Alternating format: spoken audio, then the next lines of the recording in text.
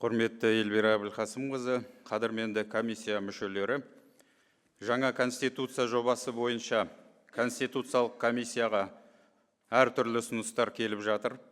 Азаматтар, қоғам қайраткерлері, құқықтанушылар мен ұйымдар, комиссия мүшелері жоғары белсенділік танытуда. Оларды зерделеу аясында жобаға қосымша нормалар енді.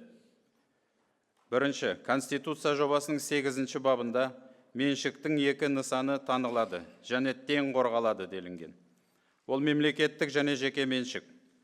Көптеген ұсыныстарда бұл норманың барлық меншік нысандарын қамтымайтынына алаңдаушылық білдірілген. Кеше бұл туралы комиссия мүшесі Азат Перуашев мырза да егжей-тегжейлі айтты. Осы орайда аталған баптың 1-ші тармағы мынадай редакцияда ұсынылады. Қазақстан Республикасында барлық меншік түрі танылады, оларға кепілдік беріледі және тең қорғалады. Екінші, жобаның 14-ші бабы адам мен азаматтың құқықтары, бостандықтары мен міндеттерінің жалпы мәселелеріне арналған. Оның ережелері осы саладағы жалпыға бірдей танылған халықаралық актілердің қағидаттарына, адамның табиғи құқықтары тұжырымдамасына негізделеді. Аталған баптың 2-ші тармағында адам құқықтары мен бостандықтары әркімге тумысынан тиесілі, олар абсолютті және олардан ешкім айыра алмайды деп көрсетілген. Көптеген азаматтар мен мамандар бұл норманы күшейтуді ұсынуда. Ол үшін оған адам құқықтары мен бостандықтары Қазақстан Республикасының заңнамасының мазмұны мен қолданылуын айқындайды деп қосуды сұрайды. Ол туралы біздің әріптестеріміз Виктор Малиновский мырза мен Индира Аубакирова ханым жақсы айтты. Олардың пайымдауынша, бұл түзету мемлекеттің ең жоғары құндылығы.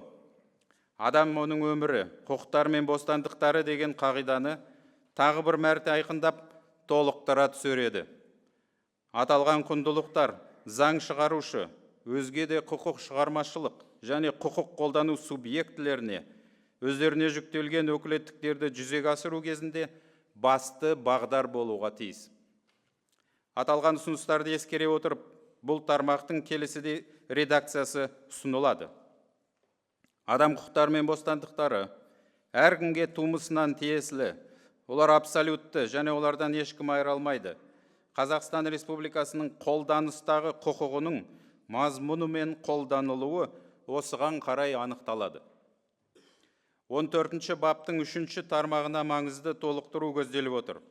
Онда Қазақстан Республикасы азаматының өз азаматтығына орай құқықтары мен міндеттері бар делінген. Азаматтық адамның мемлекет пен конституциялық құқықтық байланысын білдіреді. Бұл байланыс аясында тұрақты әрі үздіксіз қарым-қатынастар өрбіп, олардың өзара құқықтары мен міндеттері болады. Қазақстан Республикасы азаматтарының конституциялық құқықтық мәртебесіне сәйкес, олар конституцияда белгіленген құқықтардың, бостандықтар мен міндеттердің толық көлеміне ие және заң алдында тең болады. Аталған баптың 5-ші тармағы да нақтыланды. Өзгерген редакция бойынша адамның және азаматтың құқықтары мен бостандықтарын іске асыру, басқа тұлғаның құқықтарын бұзбауға және бостандықтарын шектемеуге тиіс.